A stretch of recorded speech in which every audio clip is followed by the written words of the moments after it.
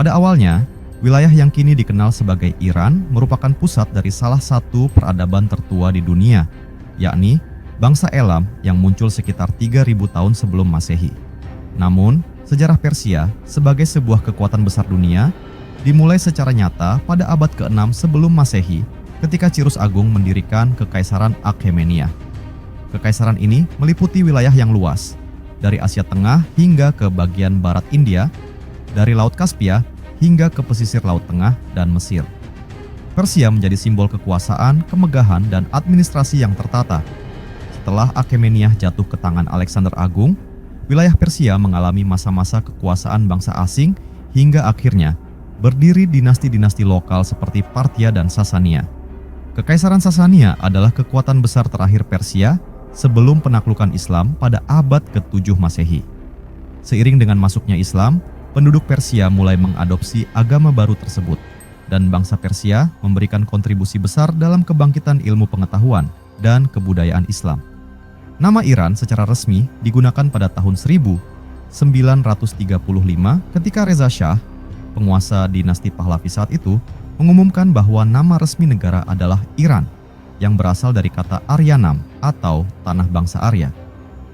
Tujuan perubahan nama ini adalah untuk mencerminkan identitas nasional bangsa yang lebih kuno dan luas, lepas dari pengaruh kolonial dan identitas barat yang melekat pada sebutan Persia. Masuk ke abad ke-20, Iran mengalami perubahan besar ketika revolusi Islam terjadi pada tahun 1979.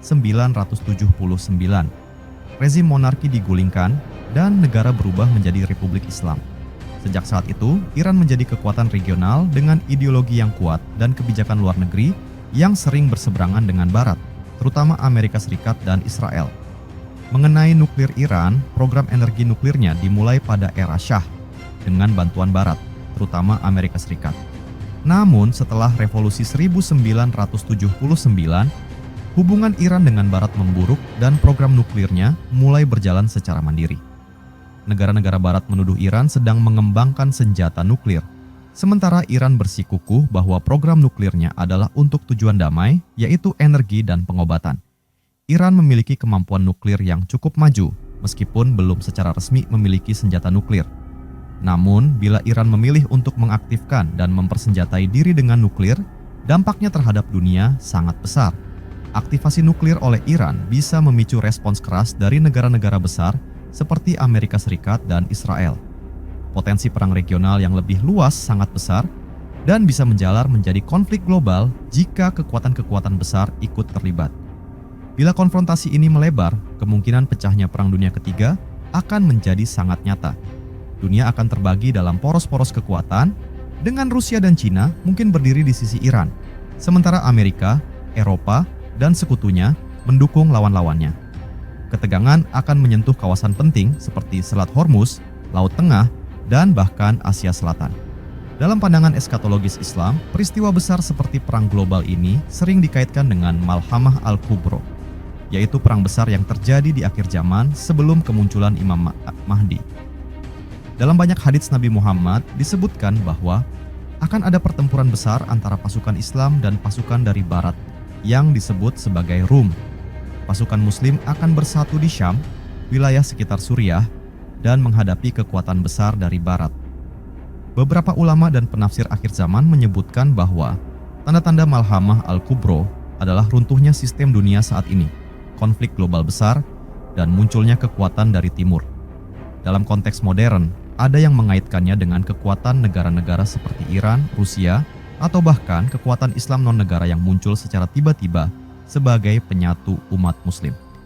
Apabila Iran, sebagai kekuatan dari timur, mengaktifkan nuklir dan terjadi konfrontasi besar dengan Barat, banyak yang menduga ini bisa menjadi salah satu pemicu awal rangkaian peristiwa menuju Malhamah Al-Kubro.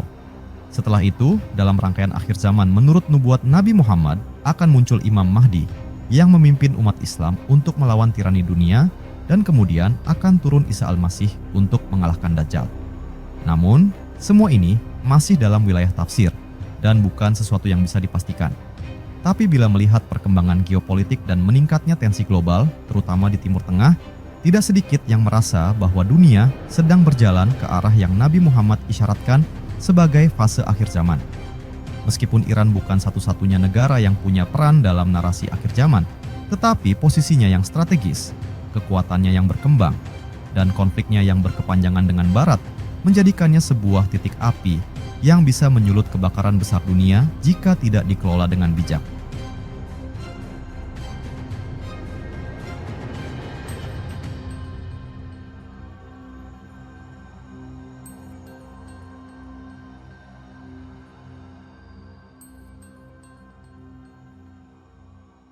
Kita hanya bisa berharap dan berdoa agar semua pihak mengambil jalan damai, bukan kehancuran. Dalam lanjutan narasi ini, kita perlu menggali lebih dalam bagaimana peran Iran dalam percaturan geopolitik dan bagaimana ia bisa menjadi katalis dari skenario besar yang disebut sebagai peristiwa akhir zaman menurut nubuat Nabi Muhammad. Selain faktor nuklir, ada elemen-elemen strategis, historis, dan spiritual yang membuat Iran menjadi pusat perhatian dalam skala global dan eskatologis. Pasca Revolusi Islam tahun 1979, Iran membentuk identitas politik yang kuat, anti-Barat, berdaulat secara ideologis, dan bertekad memimpin dunia Islam dari perspektifnya sendiri. Ini membuat Iran kerap berbenturan dengan kekuatan dominan dunia yang selama ini didominasi oleh Amerika Serikat dan sekutunya. Dalam beberapa dekade terakhir, Iran aktif terlibat dalam konflik-konflik besar di Timur Tengah, seperti di Suriah, Irak, Yaman, dan Lebanon. Melalui dukungan terhadap kelompok-kelompok militan atau gerakan perlawanan di berbagai wilayah tersebut, Iran membangun semacam paksi perlawanan yang dianggap sebagai poros anti-hegemoni Barat dan Israel. Dalam konteks ini, kekuatan Iran tidak hanya terletak pada militernya saja, melainkan juga pada jejaring ideologis dan pengaruh geopolitiknya. Keputusan Iran untuk tetap mempertahankan kemampuan nuklir meski ditekan oleh sanksi internasional dan ancaman serangan militer menunjukkan tekad mereka untuk memiliki posisi tawar strategis. Nuklir bukan sekadar senjata, tapi simbol dari kemandirian dan ketahanan terhadap dominasi kekuatan asing. Jika pada akhirnya Iran memutuskan untuk mempersenjatai diri dengan senjata nuklir, maka ketegangan global akan melonjak drastis. Negara-negara seperti Israel yang merasa eksistensinya terancam bisa saja melancarkan serangan preemptif. Sebaliknya, sekutu Iran seperti Rusia dan Tiongkok bisa memberikan dukungan terbuka atau terselubung. Ini adalah skenario yang bisa membakar dunia dalam konfrontasi besar yang tidak hanya bersifat regional, tapi global. Dalam literatur Islam klasik, Malhamah Al-Kubro disebut sebagai peperangan terbesar yang belum pernah terjadi sebelumnya. Nabi Muhammad menggambarkan bahwa umat Islam akan beraliansi sementara dengan bangsa dari Barat, Rum, namun kemudian akan berbalik menjadi musuh dalam perang besar. Konteks modern dari Rum banyak ditafsirkan sebagai bangsa-bangsa Eropa atau Amerika. Jika konflik besar antara Iran dan blok Barat meletus, hal ini bisa jadi pemicu awal dari Malhamah Al-Kubro. Wilayah Syam, Suriah, Lebanon, Palestina, dan sekitarnya diyakini akan menjadi pusat konflik ini, sesuai dengan banyak hadits yang menyebutkan bahwa pasukan akhir zaman akan berkumpul di Damaskus dan sekitarnya. Dari sini akan muncul Imam Mahdi, sosok pemimpin yang ditunggu umat Islam yang akan memimpin pasukan kebenaran melawan pasukan kebatilan. Dalam banyak riwayat digambarkan bahwa pertempuran sangat besar terjadi dan jumlah korban sangat tinggi. Namun pada akhirnya pasukan Islam akan meraih kemenangan. Setelah itu turunlah Isa Al-Masih, Yesus, dari langit di Menara Putih Damaskus yang akan membunuh Dajjal, musuh utama di akhir zaman.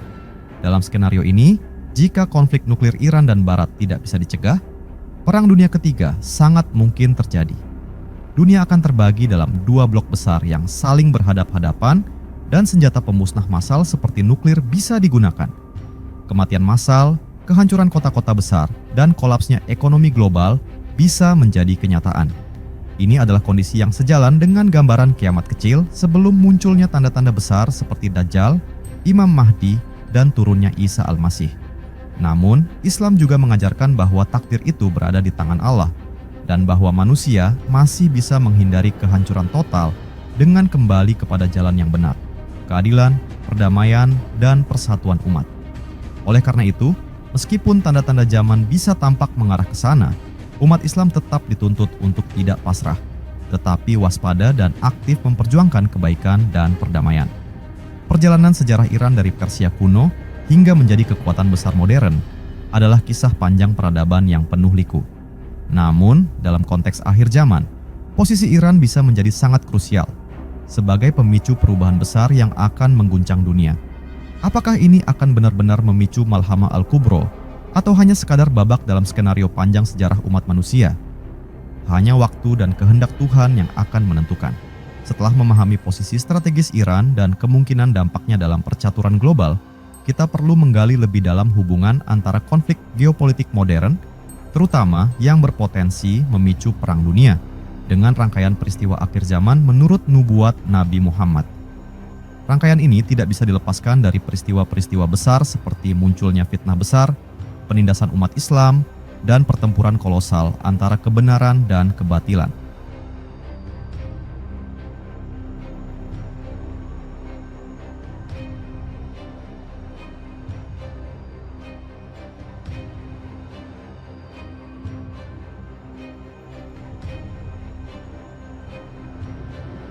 Dalam hadits-hadits Nabi Muhammad disebutkan bahwa sebelum Malhamah Al-Kubro terjadi, akan ada berbagai fitnah dan kekacauan besar di berbagai penjuru dunia.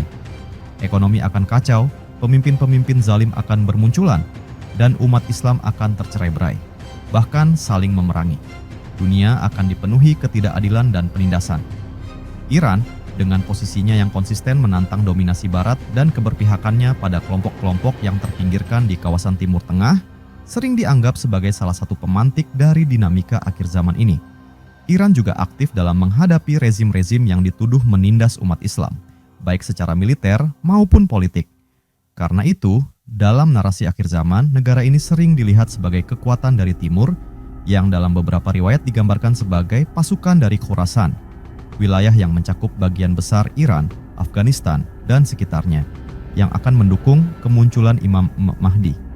Dalam hadits syahih, disebutkan bahwa akan datang seorang pemimpin dari keturunan Nabi Muhammad yang akan menyatukan umat Islam dan memimpin mereka menghadapi kezaliman global.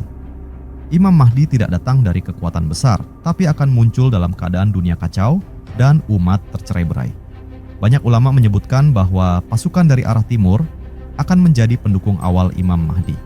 Apabila kita kaitkan dengan konteks masa kini, bisa jadi kekuatan dari wilayah seperti Iran dan sekitarnya memainkan peran penting dalam pembentukan aliansi awal ini. Mereka adalah negara-negara yang tidak tunduk pada hegemoni Barat, dan mereka memiliki jaringan yang kuat di berbagai wilayah konflik. Ketika Imam Mahdi muncul, pertempuran besar akan terjadi di wilayah Syam. Disinilah Malhamah Al-Kubro benar-benar meletus, sebuah perang yang disebut Nabi Muhammad akan melibatkan 80 bendera, aliansi besar dari berbagai negara, dan setiap bendera memiliki pasukan besar. Ini menunjukkan bahwa perang ini bukan sekadar perang antar negara di Timur Tengah, tapi sebuah perang dunia. Setelah Malhamah Al-Kubro, muncullah musuh utama akhir zaman, yaitu Dajjal. Sosok ini akan datang membawa fitnah yang belum pernah terjadi dalam sejarah manusia. Dajjal akan mengklaim dirinya sebagai Tuhan dan akan membuat kerusakan besar di muka bumi. Hanya segelintir orang yang mampu bertahan dari godaannya. Di tengah kehancuran dan keputusasaan, Allah akan menurunkan Nabi Isa dari langit, tepatnya di Menara Putih Damaskus, Syam. Isa akan mematahkan salib, membunuh babi, dan mengakhiri kekuasaan Dajjal. Ia akan bergabung dengan Imam Mahdi dan memimpin umat dalam masa-masa damai yang singkat sebelum datangnya kiamat. Dalam konteks ini, penting bagi umat Islam untuk memahami bahwa mereka hidup dalam masa yang sangat menentukan. Ketegangan antara Timur dan Barat, potensi perang nuklir, dan berbagai peristiwa geopolitik bukan sekadar berita politik biasa, tapi bisa menjadi bagian dari rangkaian nubuat Nabi yang menunjukkan kedekatan akhir zaman. Umat Islam dituntut untuk kembali kepada nilai-nilai Islam yang murni, keadilan, persatuan, keteguhan iman, dan perjuangan di jalan Allah. Bukan melalui kebencian atau fanatisme golongan, tapi melalui pencerahan akidah dan amal syaleh. Sejarah Persia hingga menjadi Iran, keterlibatannya dalam konflik global, dan program nuklirnya adalah bagian dari alur besar sejarah dunia yang secara misterius namun akurat telah diisyaratkan dalam banyak hadits Nabi Muhammad. Meski kita tidak bisa menentukan secara pasti kapan dan bagaimana peristiwa akhir zaman akan terjadi, kita bisa membaca tanda-tandanya dengan hati yang bersih dan pikiran yang waspada. Apakah perang besar akan benar-benar terjadi? Apakah Iran akan memicu perang dunia?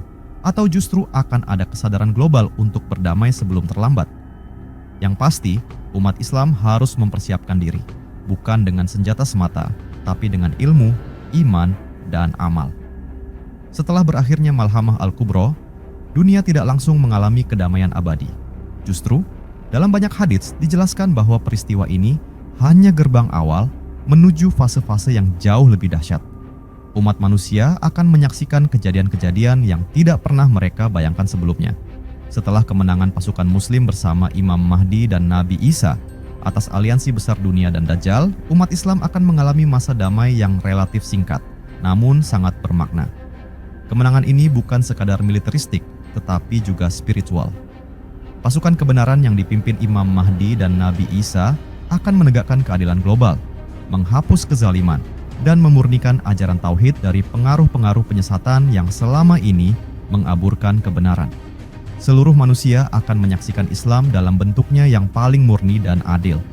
Namun, Nabi Muhammad juga memberi peringatan bahwa kedamaian ini akan diganggu lagi oleh fitnah-fitnah akhir zaman lainnya. Setelah Dajjal terbunuh, umat manusia akan menghadapi dua ancaman besar lainnya, Ya'juj dan Ma'juj.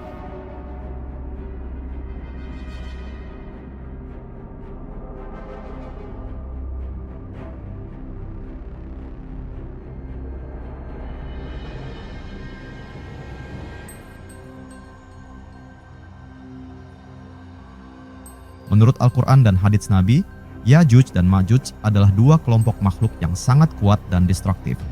Mereka dulunya telah dibendung oleh Zulkarnain di balik tembok besi yang kuat. Namun pada akhir zaman, Allah akan mengizinkan mereka keluar dan menyebar ke seluruh bumi. Tidak ada kekuatan militer di muka bumi yang mampu menandingi kerusakan yang mereka timbulkan. Mereka akan menyerbu negeri-negeri dari segala penjuru, meminum air sungai, dan membinasakan segala sesuatu yang mereka lewati. Pada saat itu, satu-satunya jalan keselamatan adalah lari dan bersembunyi, sebagaimana yang diperintahkan Allah kepada Nabi Isa dan para pengikutnya, untuk naik ke atas bukit dan memohon pertolongan dari langit. Dalam hadits syahih dikatakan bahwa Ya'juj dan Ma'juj tidak akan dikalahkan oleh senjata manusia, melainkan oleh serangan penyakit yang Allah kirimkan berupa ulat kecil di tengkuk mereka, hingga mereka mati serempak seperti satu nyawa.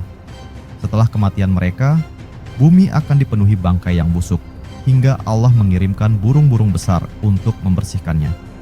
Setelah itu, umat manusia akan kembali hidup dalam kedamaian dan kemakmuran. Tapi itu hanya berlangsung beberapa tahun sebelum akhirnya dunia benar-benar memasuki fase terakhir. Penghapusan Al-Quran dari hati manusia, hilangnya ilmu, dan wafatnya orang-orang beriman. Maka, yang tersisa hanyalah manusia-manusia rusak yang kembali menyembah berhala dan hidup dalam kejahiliahan. Pada saat itulah Allah memerintahkan malaikat Israfil untuk meniup sangkakala. Tiupan pertama menghancurkan seluruh alam semesta. Gunung-gunung hancur lebur, lautan meluap, bintang-bintang bertaburan. Semua makhluk mati, kecuali yang dikehendaki Allah. Kemudian akan ada tiupan kedua, kebangkitan. Seluruh manusia dibangkitkan kembali dari kuburnya dan digiring menuju padang mahsyar untuk menghadapi hari hisab. Dalam konteks zaman modern ini, Iran sebagai kekuatan yang berani menentang dominasi global dan berada di jantung krisis Timur Tengah, bisa jadi memainkan peran dalam awal dari babak akhir zaman, tapi bukan sebagai penyebab tunggal. Dunia saat ini dipenuhi dengan ketidakadilan global, peperangan, manipulasi ekonomi, degradasi moral, dan kerusakan alam yang semuanya menjadi tanda-tanda mendekatnya kiamat. Sebagaimana Nabi Muhammad telah nubuatkan lebih dari 1400 tahun lalu. Namun yang lebih penting dari menebak waktu atau peristiwa akhir zaman adalah mempersiapkan diri. Apakah kita akan menjadi bagian dari pasukan kebenaran yang mendukung Imam Mahdi, atau justru menjadi bagian dari masa manusia yang hanyut dalam arus kebatilan? Maka inilah saatnya untuk kembali kepada iman yang sejati, meninggalkan kefasikan dan kesesatan, serta menanamkan kejujuran, kesabaran, dan tawakal dalam diri dan keluarga kita. Sebab kemenangan hakiki bukan hanya berada dalam pasukan besar di medan perang, tapi dalam jiwa-jiwa yang selamat di hadapan Allah pada hari yang tidak berguna harta dan keturunan kecuali bagi yang datang dengan hati yang bersih. Setelah membahas rangkaian peristiwa besar akhir zaman, dari Malhamah Al-Kubra, munculnya Imam Mahdi, turunnya Nabi Isa, hingga fitnah Ya'juj dan Ma'juj, pertanyaan penting berikutnya adalah, Apa peran kita hari ini sebagai umat Islam yang hidup di masa transisi menuju tanda-tanda besar itu? Dalam banyak riwayat, Rasulullah memberi petunjuk bahwa yang terpenting bukan hanya mengetahui peristiwa-peristiwa tersebut, tetapi siap secara ruhani dan moral untuk menghadapinya. Umat akhir zaman akan menghadapi tantangan besar, bukan hanya berupa peperangan, tetapi juga gelombang fitnah yang sangat halus dan menyesatkan, terutama yang datang melalui kebudayaan, sistem ekonomi, media, dan pola pikir sekuler yang semakin menjauh dari nilai-nilai tauhid. Hari ini, dunia seakan-akan sedang dipersiapkan menuju titik puncak. Lihatlah, kekuasaan dikendalikan oleh kekuatan korporat dan finansial global yang mengatur pasar, politik, bahkan opini publik dunia. Moral manusia runtuh oleh budaya bebas yang meluas melalui teknologi. Agama dipinggirkan dan jika pun dibicarakan, seringkali dalam bentuk yang terdistorsi atau dijadikan alat politik. Dalam kondisi seperti ini, umat Islam dituntut kembali ke inti ajaran Islam. Keimanan yang kuat, amal syaleh, ukhuwah yang tulus, dan kesungguhan dalam menegakkan keadilan di tengah dunia yang gelap. Nabi Muhammad tidak membiarkan umatnya tanpa bekal menghadapi masa-masa paling gelap dalam sejarah manusia. Beliau memberi tuntunan yang sangat jelas dan sederhana. 1. Menguatkan keimanan dengan ilmu dan amal. Di tengah derasnya arus informasi yang membingungkan, umat Islam harus punya ilmu yang kuat agar tidak mudah disesatkan oleh fitnah. Ilmu yang dimaksud bukan sekadar kecerdasan akademik, tapi pemahaman mendalam terhadap Al-Quran, Sunnah, dan Sirah Nabawiyah.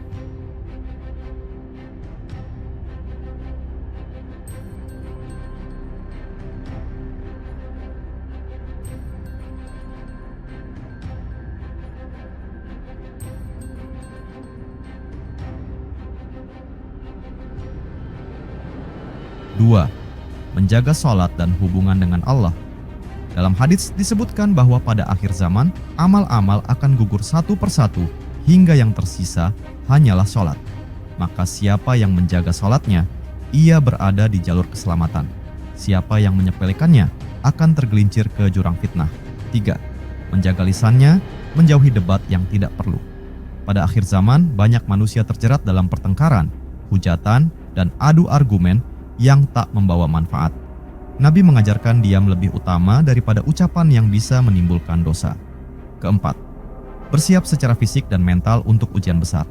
Malhamah bukan hanya perang fisik, tetapi juga ujian akidah. Banyak yang akan goyah karena kelaparan, kehilangan keluarga, atau tekanan dunia.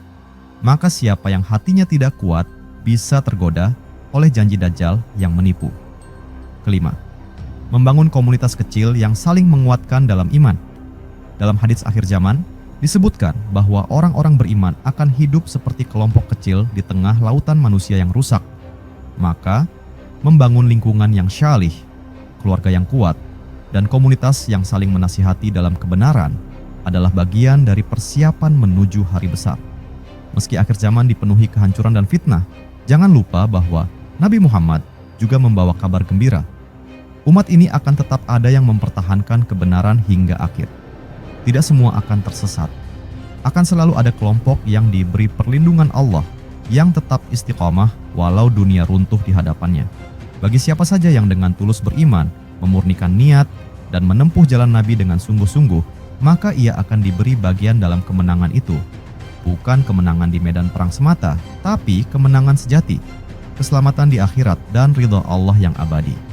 Sebab di penghujung segala peristiwa, hanya ada dua tempat kembalinya manusia, surga atau neraka. Maka persiapan terbaik bukan hanya strategi atau senjata, tetapi iman yang teguh, amal yang konsisten, dan hati yang bersih dari penyakit dunia. Dan saat sangkakala ditiup dan bumi hancur seluruhnya, hanya orang-orang yang berimanlah yang akan mendapatkan cahaya untuk melewati gelapnya padang mahsyar. Dalam rentetan panjang peristiwa akhir zaman yang begitu monumental, Malhamah Al-Kubro, munculnya Imam Mahdi, turunnya Nabi Isa, hingga kehancuran total semesta. Satu hal yang sering terlupakan oleh banyak orang adalah peran dan tanggung jawab pribadi di tengah gelombang besar tersebut. Seringkali manusia terfokus pada tanda-tanda besar, munculnya Dajjal, fitnah Yajuj dan Ma'juj, atau pertumpahan darah yang hebat di medan perang.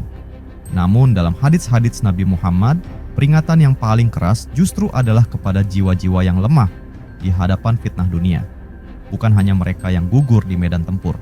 Nabi bersabda bahwa di akhir zaman ada orang yang pagi hari beriman, tapi sore harinya menjadi kafir, dan sebaliknya. Itu bukan karena perang, tetapi karena fitnah harta, jabatan, ketakutan, dan kesesatan logika. Maka, akhir zaman bukan hanya tentang medan perang global, tapi medan ujian dalam batin setiap manusia.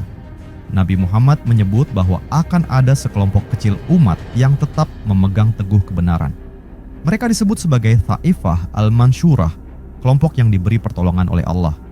Mereka ini bukan yang jumlahnya banyak, bukan yang dikenal dunia, tapi yang konsisten dalam tauhid. Meskipun lingkungan mereka syirik, menjaga kejujuran, meski dunia penuh dengan tipu daya, menegakkan salat dan menjauhi dosa besar. Meski seluruh sistem sosial menjauhkan mereka dari Allah sabar dan tidak membalas keburukan dengan keburukan, walau mereka dizalimi, dihinakan, dan dikhianati. Tidak larut dalam kebencian kelompok atau politik buta, tapi memegang prinsip kebenaran dengan adil dan bijak. Merekalah yang akan berdiri bersama Imam Mahdi, menyambut Nabi Isa, dan menyaksikan kehancuran Dajjal. Merekalah yang kelak akan bangkit dari kuburnya dengan wajah bersinar, dipanggil satu persatu ke surga, sementara dunia dan semua kehormatannya telah menjadi debu.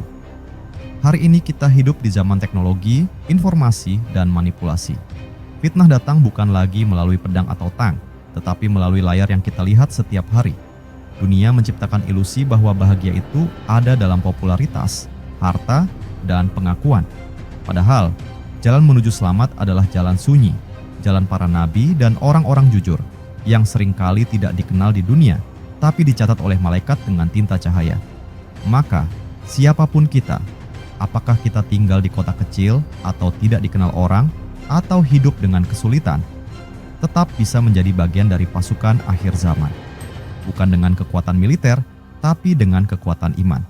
Karena pada akhirnya, ketika langit terbelah, gunung meledak, dan bumi memuntahkan seluruh isinya, semua status, pangkat, akun media sosial, dan jabatan akan lenyap.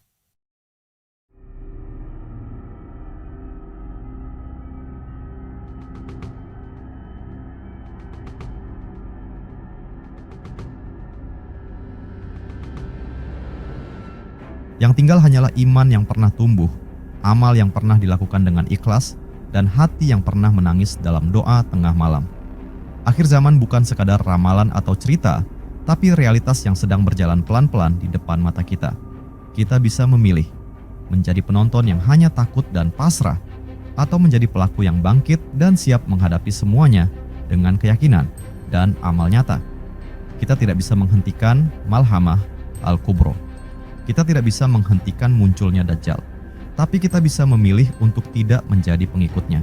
Setiap sholat yang khusyuk, setiap makanan halal yang dimakan, setiap tangisan taubat, setiap doa untuk dunia Islam, setiap sedekah kecil yang disembunyikan adalah senjata akhir zaman yang nyata, senjata yang akan menerangi kubur dan menjadi perisai di hari hisab. Maka jadilah cahaya kecil dalam zaman yang kelam. Karena cahaya kecil yang tulus akan lebih terang dari kegelapan sebesar apapun.